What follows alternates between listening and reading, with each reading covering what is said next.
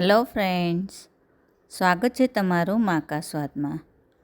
આજે હું તમારા માટે ગુંદાની ભાજીનો મોર આવે છે અથવા તો તેની ભાજી પણ કહે છે, એના શાકની રેસીપી લઈને આવી છું। રેસીપી પસંદ પડે તો ચેનલને સબસ્ક્રાઈબ કરવાનું બિલકુલ ભૂલતા નહીં અને બાજુમાં રહેલા બેલ આઇકનને પણ જરૂરથી પ્રેસ કરજો, જેથી તમને મારા નવા વિડીયોની નોટિફિકેશન મળતી રહે। મેં આ 250 ગ્રામ ભાજી લીધી છે, એને ગુંદાનો મોર પણ કહે છે। તો એને આપણે સાફ કરી લઈશું।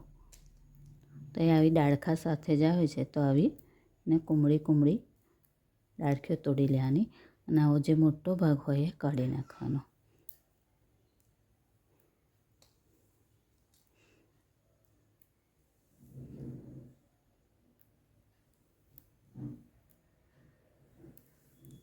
આ રીતે આપણે બધી સાફ કરી લેવાની અને આવો ભાગ કાઢી નાખવાનો।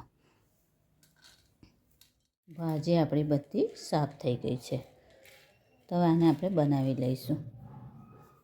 ભાજી વઘારવા માટે આપણે કઢાઈ મૂકી દીધી છે, એની અંદર આપણે 1.5 ટેબલસ્પૂન જેટલું તેલ એડ કરીશું।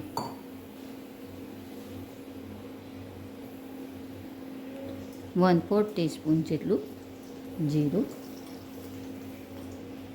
1/4 ટીસ્પૂન જેટલી રાઈ અને એટલી જ મેથીના દાણા।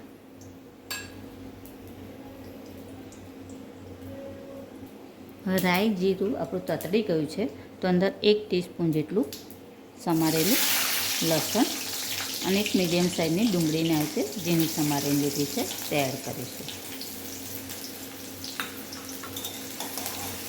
અને આને 2 કે 3 મિનિટ માટે ગેસની ફ્લેમ સ્લો રાખીને શેકવાનું છે। ડુંગળી આપણી ટ્રાન્સપરન્ટ થઈ જાય એની અંદર આવું એક નાનું સમારેલું ટામેટું એડ કરીશું અને એને પણ 1 કે 2 મિનિટ માટે સાંતળીશું।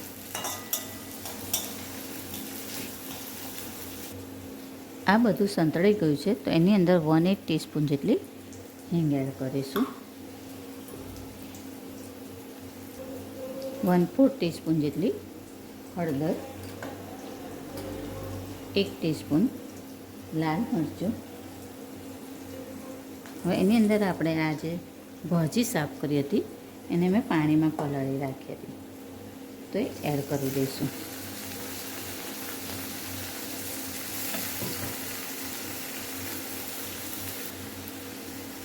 ભાજી એડ કર્યા પછી એની અંદર આપણે સ્વાદ મુજબ મીઠું એડ કરીશું। હવે આ ભાજીને આપણે 5 મિનિટ માટે આવી રીતે સાંતળીશું।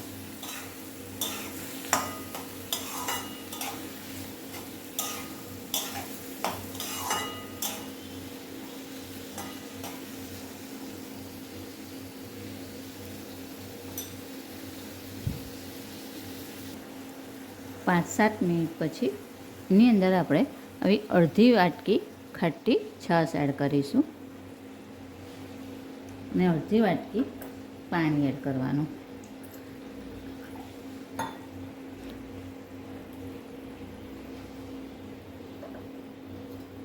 એક વખત મિક્સ કરી લેવાનું। હવે આપણી આ ભાજી બફાય ત્યાં સુધી એને થવા દઈશું। ઉપર આપણે ઢાંકણ ઢાંકી દઈશું। 10 મિનિટ પછી આપણે ચેક કરી લઈશું। છાશ અને પાણી આપણું બધું બળી ગયું છે, ભાજી પણ આપણી સરસ બફાઈ ગઈ છે, એનો કલર એકદમ બદલાઈ ગયો છે।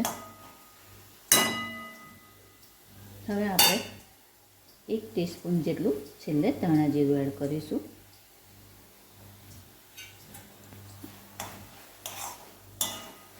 એક વખત આવી રીતે હલાવી લેવાનું અને હવે ગેસની ફ્લેમ આપણે બંધ કરીને એને સર્વ કરી લઈશું। તૈયાર છે આપણું ગુણોથી ભરપૂર એવું પૌષ્ટિક ગુંદાની ભાજીનું શાક। ફ્રેન્ડ્સ, આવી જ બીજી અવનવી રેસીપી જોવા માટે મારી ચેનલને જોતા રહો, લાઈક અને શેર કરતા રહો। ચાલો ત્યારે ફરી મળીશું એક નવી રેસીપી સાથે। ત્યાં સુધી હેપી કુકિંગ. Thank you.